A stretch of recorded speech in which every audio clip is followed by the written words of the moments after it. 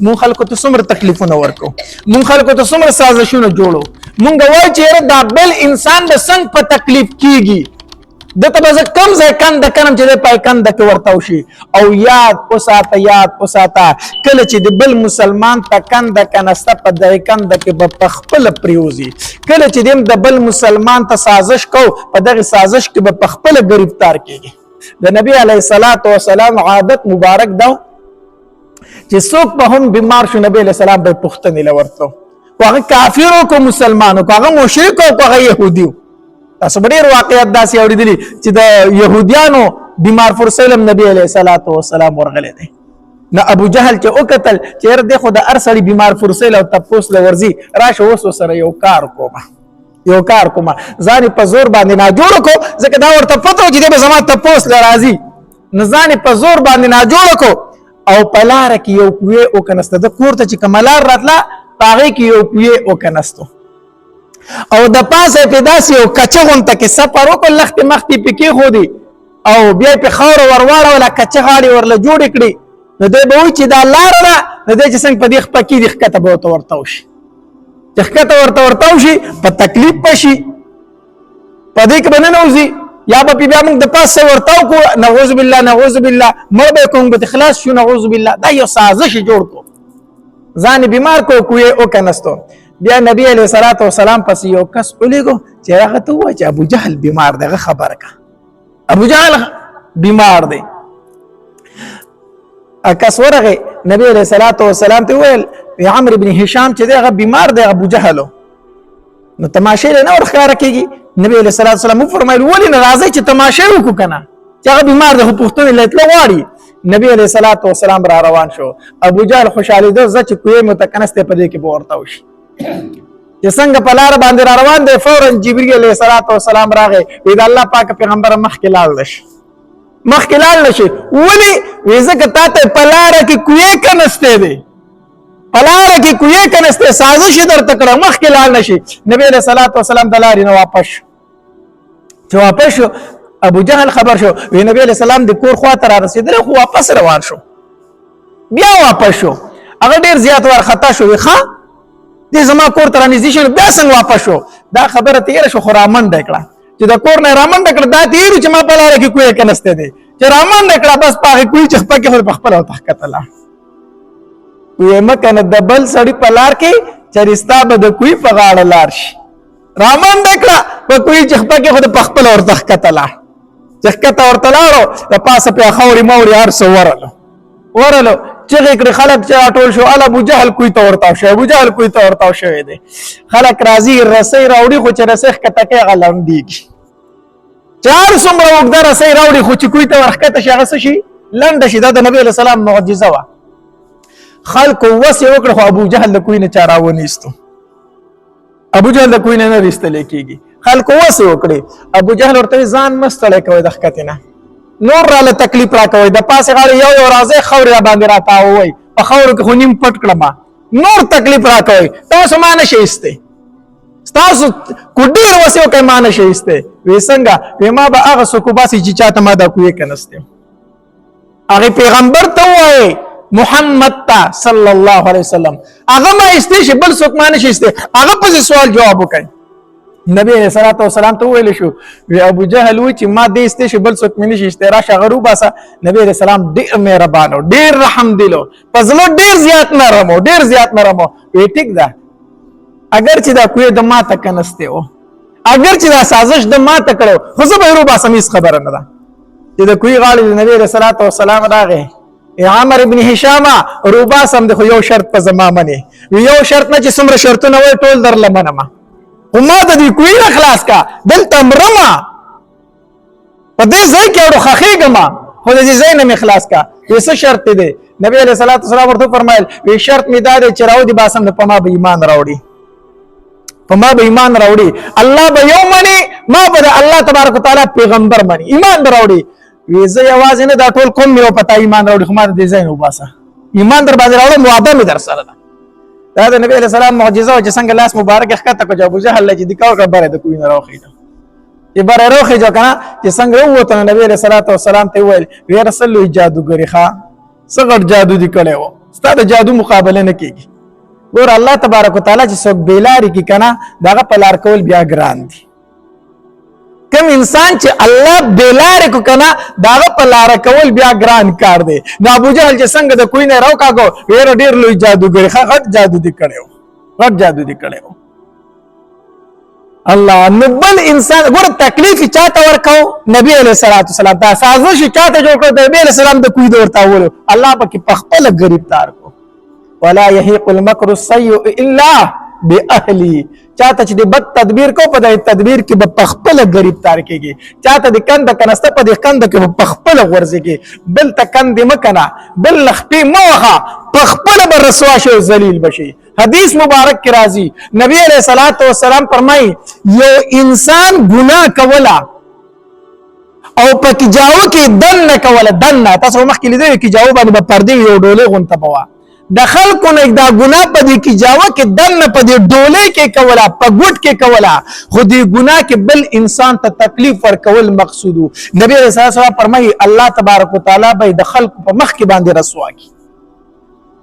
د خدا ګناه پټه کوله د خلکو نه پټه کوله خو مقصد به د ګناه کې د بل مسلمان تکلیف کولو. الله تبارک وتعالى به دا انسان د خلکو په مخ کې رسوا کی اگر چې د خلکو نه پټيږي. بل انسان ته تکلیف مو ورکوخه بل انسان ته ضرر مو ورکوه. د موسی علیه السلام په زمانه کې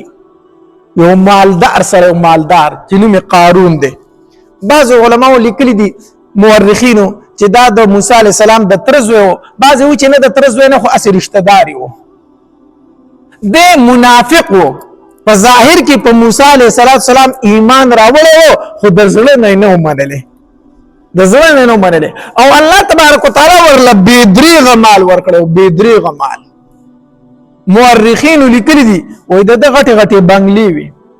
او د بنگلو د دروازې چې کمی دي کنه په دې دروازو باندې د سرو زرو کار شوی او په دې کې ملغلره او جواهرات په لګولیو او په بنگله کې به دا قنادیل دیوی مونږ چورته اوس نن سبا پانوسونه وایو دا رازوړند ډېر عجیب عجیب بنگلې رخ کړی وي پسونو او خان پسونو اسونه تاریخ لیکي وي د اسونو چې کم زینونه وکړه هغه باندې به دا کار د سرو زرو شوی اسونو زینونه د سرو زرو جوړو دا کار به په د سرو زرو غلامان ویل زیاده پسونو الله تبارک وتعالى ول ډیر یو بيدری غمال ور کړو. هو مورخین لیکلي دي وې دا مال په حرامه طریقه جمع کړو. یو درې کار به کول یو کار به دا کو سود به کو سود خور قارون سود خور دا مال ډیر زیات په سود راټول کړو. د مجبور سړي له پیسې قرض ورکا الګ پلان کی تاریخ لبره لبیا لز دبره پیرا کوي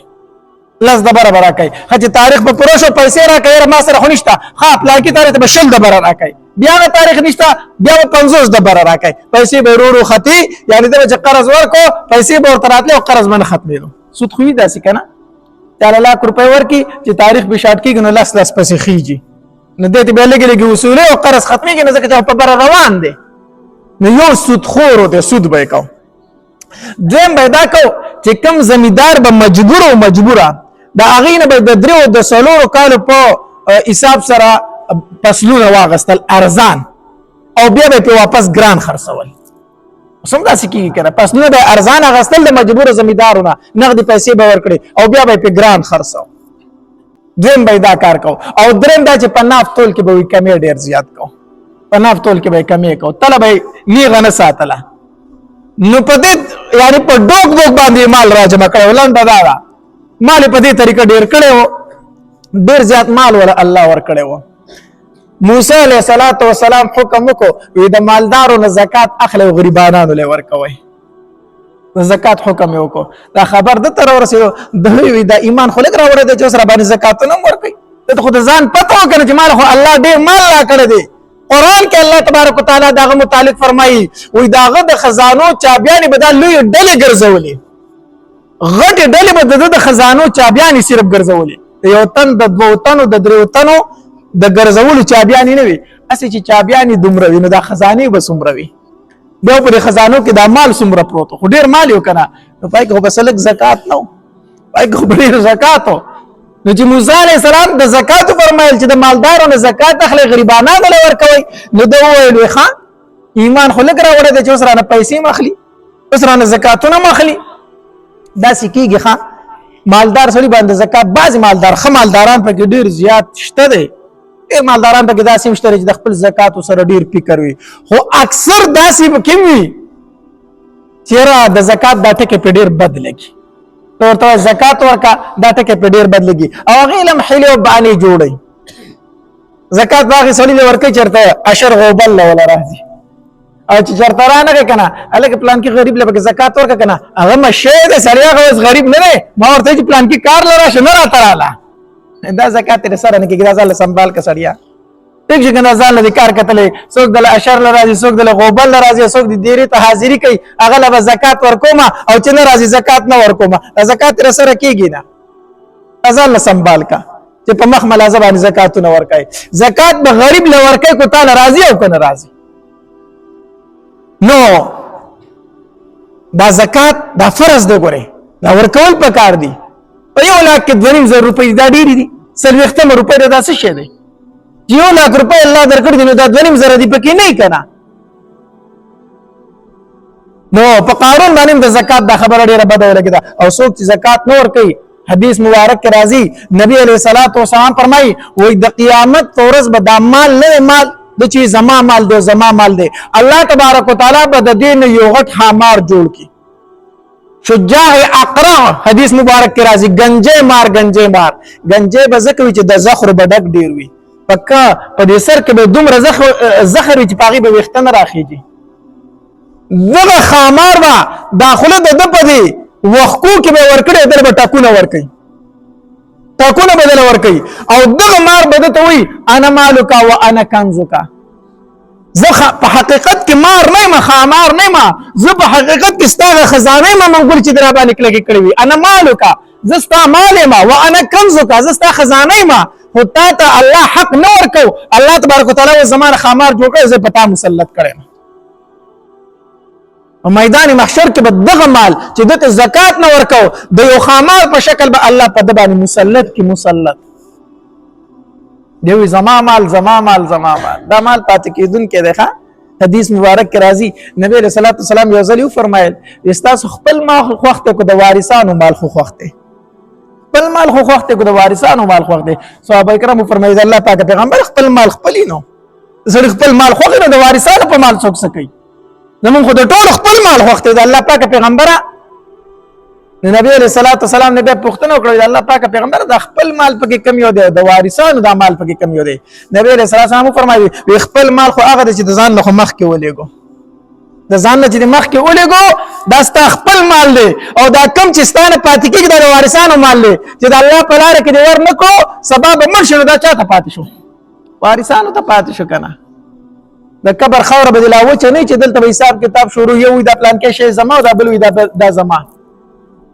قبر له ځارتلم نشته دلته به په مال باندې جګړې شروع شي نو نبی علیه الصلاۃ والسلام فرمایو خپل مال خو هغه دی چې د الله په لاره کې دې ورکړو د ځان نه دې مخکې ولېږو دکه ستا مال کم چې دې مخې ته لېږلی دی او د کم باندې چې دې منګولې کلکې کړې وي دا خو د وارثانو مال دی هغوی ته پاتې شه د هغوی شی دی چې څه کوي نو کوي به پې نو حدیث مبارک کې راځي نبی علیه الصلاۃ والسلام فرمایي وایي کله چې انسان مړ شي وفات شي که نه د ده سره د قبره پورې 3 څیزونه ځي کم ځي مال ورسره ځي اهل او عیال ورسره ځي عمل ورسره ځي دا 3 څیزونه ځي مال ورسره ځي مال څه شی دی په کم کټ کې چې اخیستی دا مال دی دا کم کمبل چې پې د پاسه خور دی دا څه شی دی مال دی نو چې کله مړی دفن کوئ نو هغه کمبل ته واپس کور ته راوړئ که نه راوړئ کمبل تم راوړئ هغه کټ تم راوړئ مال تم واپس شي اهل او عیال تم واپس شي پلار یې اخیستی هلته په یخو خاورو کې کېږده زوی کې را روان شي